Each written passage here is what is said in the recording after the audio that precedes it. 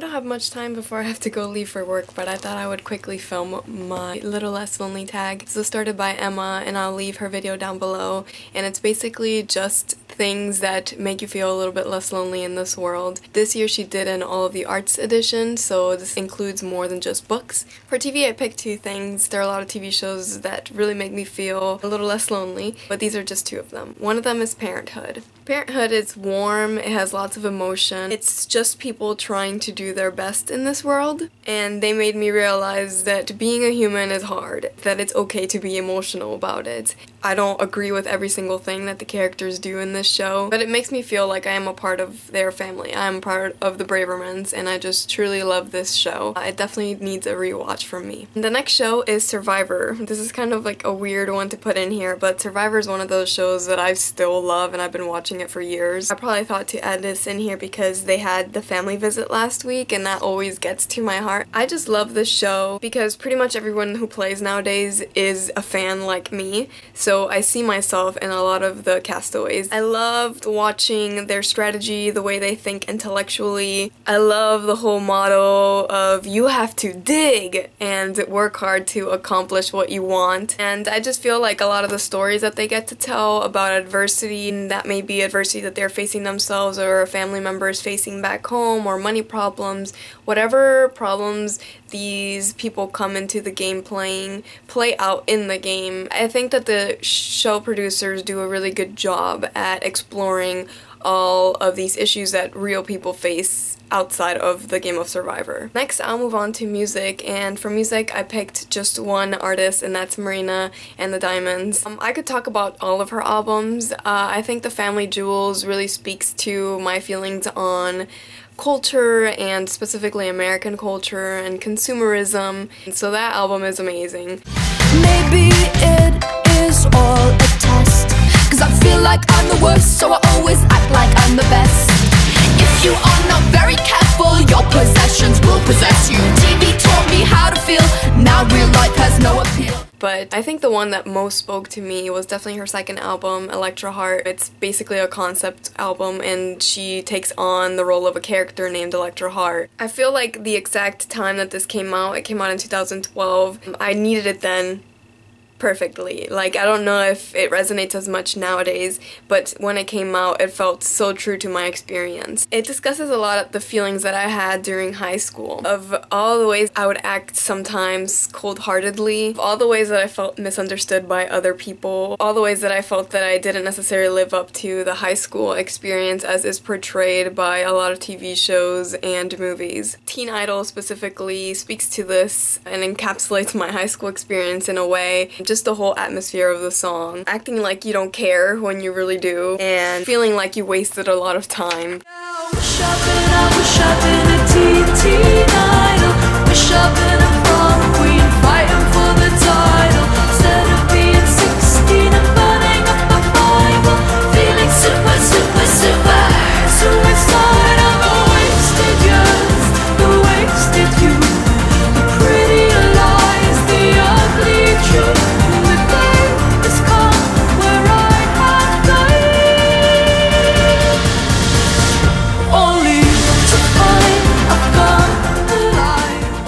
But that's what happens when you grow up and you look back on your teenage years, and I'm sure I'll look back to this time of my life as well and feel those same feelings. I also really love Marina's song Sexia. I feel like it completely validated and proved my feelings on feminism, especially as I was coming more to understand feminism when I went into college around 2011-2012. Women were religiously recognized sexually. We wouldn't have to feel the need to show our ass.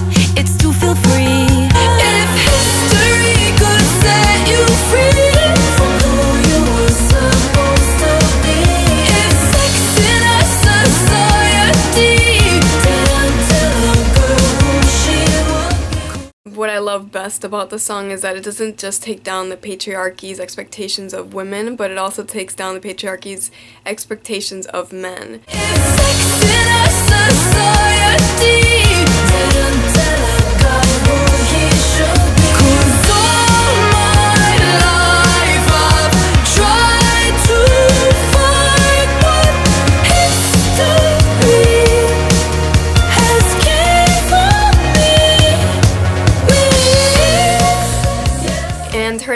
album, which came out a year or so ago, FROOT, it has really grown on me over time, especially as I've become less combative when it comes to my feelings towards culture and feminism. I feel like I went through a time when I took a lot of things personally. I mean, obviously with time I've come to realize that it's very important to call out all kinds of prejudice, but for my mental health, I need to really tone down this combativeness and aggressiveness when it comes to my views. For example, her song Can't Pin Me Down talks about a lot of this. I feel like this song and this album is really, you don't know me, I am me only to me.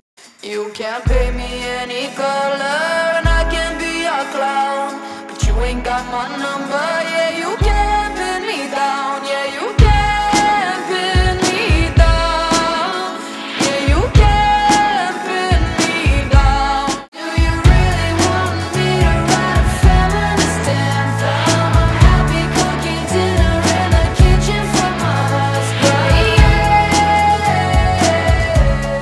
Some of her tweets of people misconstruing what she was saying in that song also were exactly where my thoughts were at too.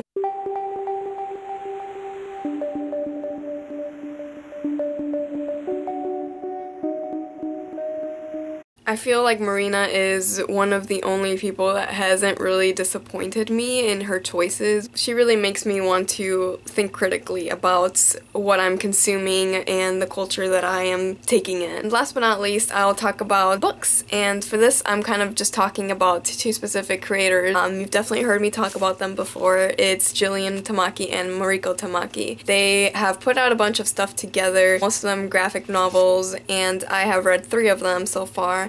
And that includes This One Summer, SuperMutant Magic Academy, and Skim. These are all books that I've read probably in the last year and a half or so. I feel like their books are always discussed as being very moody. I have myself described them as cynical and angsty, but I feel like they really have the same kind of humor and beliefs that I do sometimes. I'm sensitive, I'm contemplative, I exaggerate way too much, and I feel like the themes and identities that they really explore are true to my personal experience and make me feel like this speaks to me. I feel like part of me can be seen through their characters and how they talk to each other and what kind of humor that they have. I think this tag is really fun because you get to talk a little bit more about your own personality and you get to talk about things that make you feel happy. So I hope you enjoyed hearing some of my thoughts, and I'll see you in my next video.